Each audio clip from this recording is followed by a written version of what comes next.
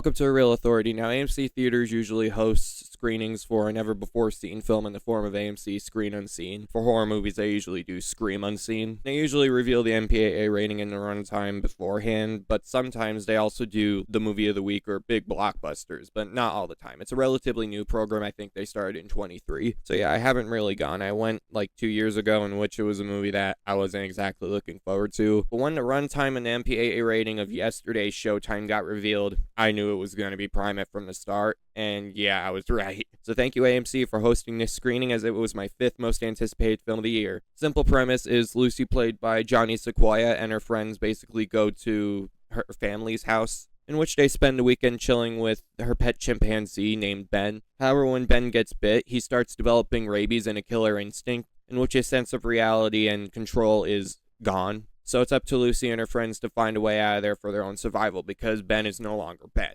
The trailer was great, and after seeing it for the first time, I saw some of the Fantastic Fest buzz, so yeah, I was excited for this. Plus, it seemed like a movie that really was a sure thing. Like, it was simple in concept, and it looked to be simple in execution. An elevated horror movie featuring a pet chimpanzee as the killer. I feel like this is a lock for one of the best horror movies of the year. So why don't we get into it, guest starting off with Ben. I thought that was an actual chimpanzee doing the tricks. Like, he was taught to do all these things, but apparently, and correct me if I'm wrong, Miguel Torres Umba is responsible for the animatronic work with Ben. He looks so realistic that it's almost insane. And the chimpanzee noises are voiced by a different actor. It's indistinguishable. Like, it actually looks and feels like and sounds like an actual chimpanzee, so I gotta give credit to the team there. But the rest of the elements of the movie make him terrifying, so I definitely have to mention him there. The work on Ben here, as well as his ultimate presence, is basically the movie itself. And you want to see how he can be stopped. Like, the rest of the characters thought he was family, he's no longer family. So you actually wind up caring for a lot of the characters, especially Lucy, played by Johnny Sequoia. I actually found out this is her first,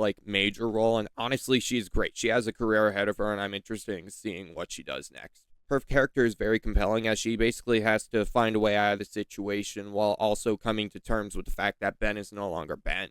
It's heartbreaking in a way, because now it's like a survival situation when the weekend was supposed to be just fun and games.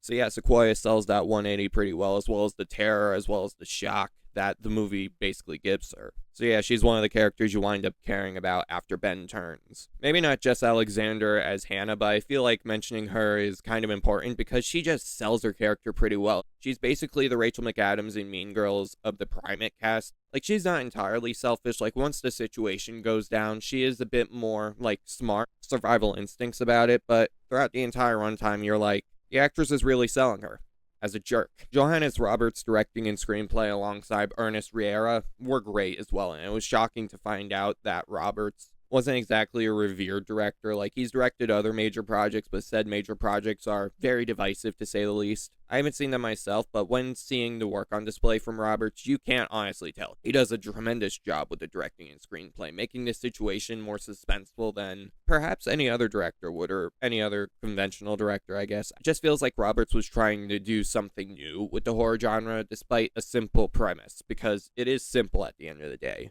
But sometimes simplicity sells, and it winds up being effective here. Stephen Murphy's cinematography also makes the situation more suspenseful. Like, there are numerous shots in which it feels more claustrophobic, because in essence, this movie takes place primarily in one location, the house. And you feel it. Alongside Adrian Johnson's score, it's as if Smile 2's score fully landed and went all the way in terms of making it horror. And before the stuff goes down, it's basically all vibes. The score reflects that. But yeah, all the above really make the horror and eeriness land, and it's done pretty well. Like, it's not like your typical horror movie in which it's jump scare laden with dumb character decisions galore. They really keep both elements out of the movie as much as possible, to the point where there might have been a jump scare, but it's so seamlessly integrated that it doesn't feel forced. Like, even if the score goes silent and tries to, ramp it up, it doesn't feel like, hey, we're trying to do a jump scare, which I was really impressed by, because let's be real here, I think a lot of people are tired of jump scare-laden fests. Like, if it's done well, we can all acknowledge it, but honestly, we really need some new good horror movies, and Primate is that.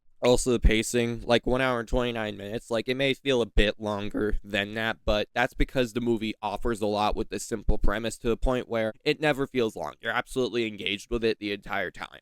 I guess that's pretty much it. Primate was exactly what I was expecting and more. It is a great start to the January box office, because usually January is considered the dump month.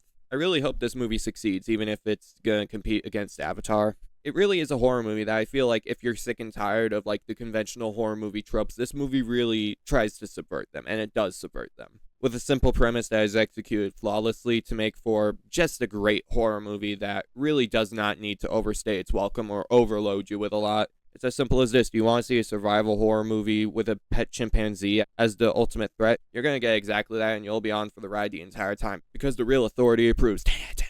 Not a bad January horror movie. Maybe one of the best, because they usually dump generic horror movies during the season. This ain't it. Make sure you leave a like, subscribe to the channel, turn on post notifications, and comment your thoughts on the movie, and let me know what your favorite elevated horror movie is. Alright, peace.